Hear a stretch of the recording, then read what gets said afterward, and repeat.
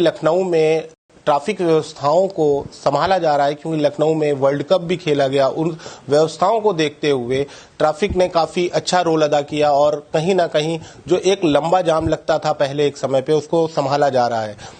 अभी दीपावली का त्यौहार मनाया गया है, समय छठ पूजा की तैयारी हो रही है। जिस प्रकार से बिहार राज्य में एक लंबे समय से छठ पूजा का काफी बड़े तरीके से पैमाने मनाया जाता था छठ पूजा, वो अब लखनऊ में भी उसको देखा जा रहा है कि लखनऊ में भी छठ पूजा में अब लाखों के तादाद में लोग आने लगे हैं और काफी भीड़ भाड़ रहती है। उसमें कहीं ना कहीं अगर देखा जाए तो राजधानी लखनऊ है और लखनऊ में ट्रैफिक व्यवस्थाओं को संभालने के लिए इस समय डीसीपी ट्रैफिक हृदय कुमार जी हमारे साथ हैं।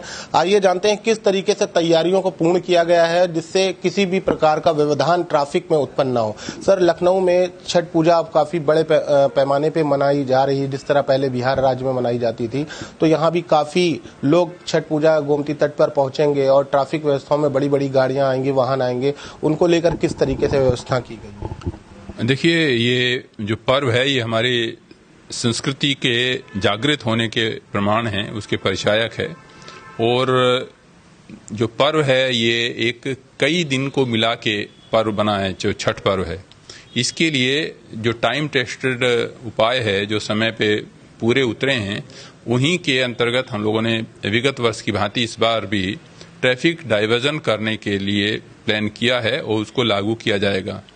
कल 19 तारीख से ट्रैफिक डाइवर्जन प्रारंभ किया जाएगा। इसमें मैं आपके माध्यम से आपके दर्शकों को बताना चाहूँगा कि हजरतगंज क्षेत्र में 19 तारीख यानी कि कल से ये व्यवस्था लागू की जाएगी कि चिरैया झील तिराहे से लक्ष्मण मेला मैदान की तरफ कोई भी यातायात नहीं जा सकेगा, बल्कि यह यातायात सहारागंज, सिकंदरबाग, दैनिक जागरण, पीएनटी या क्लार्क अवध तिराहा होते हुए अपने गंतव्य को जाएगा।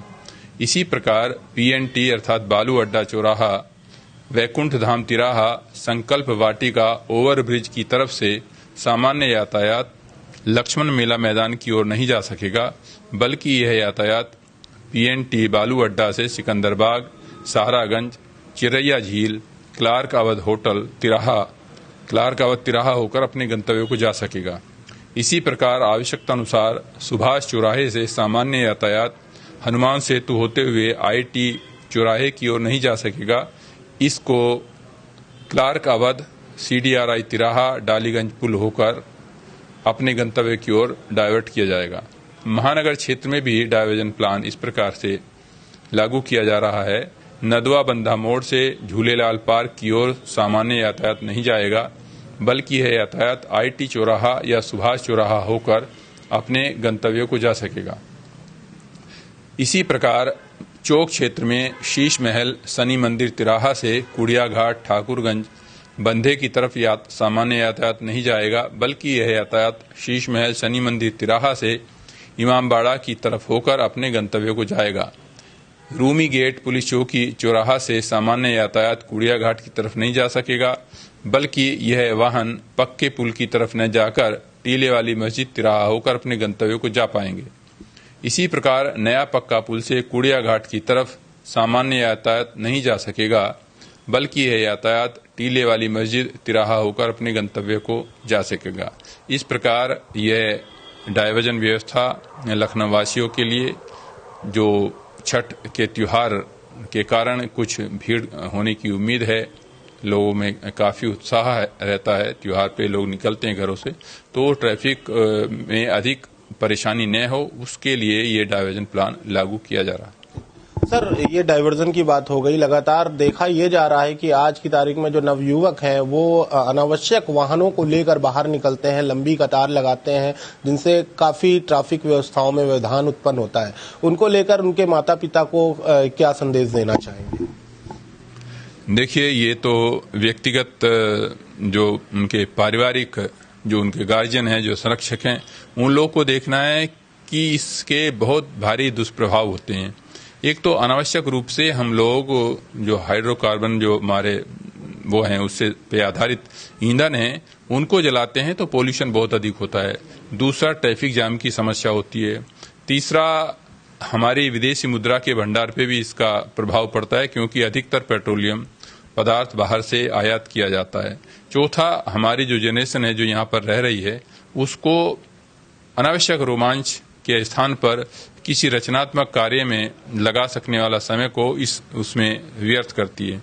तो ये हम संरक्षकों को, अभिभावकों को देखना होगा और स्वयं हमारे युवकों को भी समझना होगा कि किस प्रकार से अपने जहाँ पर आवश्यकता हो उसके अतिरिक्त मोटर चालित वाहनों का प्रयोग न करें।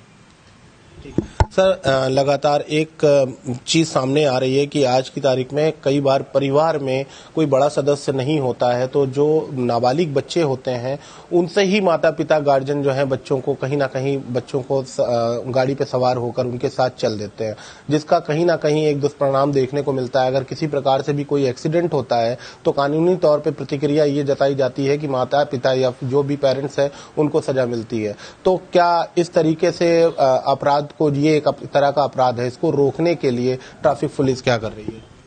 ट्रैफिक पुलिस तो वही जो उसके पास अधिकार है उन अधिकारों का प्रयोग करती है, लेकिन देखिए किसी भी अधिकार से किसी उसको रोकना बड़ा संभव नहीं होता है। जो इस तरह के अपराध है जिनको हम लोग सामाजिक या नैतिक रूप से, जिसको एक नियम समाज ने बनाए हैं ट्रैफिक को और यातायात को सही तरह से चलाने के, लोगों की सुरक्षा को ध्यान में रखते चलाने के, उसमें सभी लोगों का सहभागिता होनी चाहिए, क्योंकि ये किसी व्यक्ति विशेष के विरुद्ध नहीं है, ये पूरे समाज के हित में है।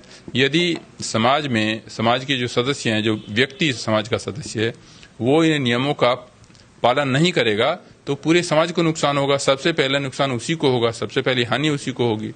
तो सर्वोत्तम तो यही है कि इस चीज को अवॉइड करें और इस चीज को सख्ती से मना करें, अपने बच्चों को भी और स्वयं भी अपने आप पर नियंत्रण करें।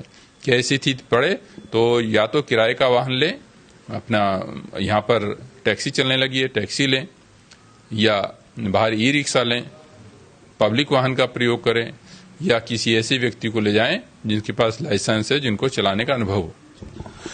जिस तरह आपने अभी सुना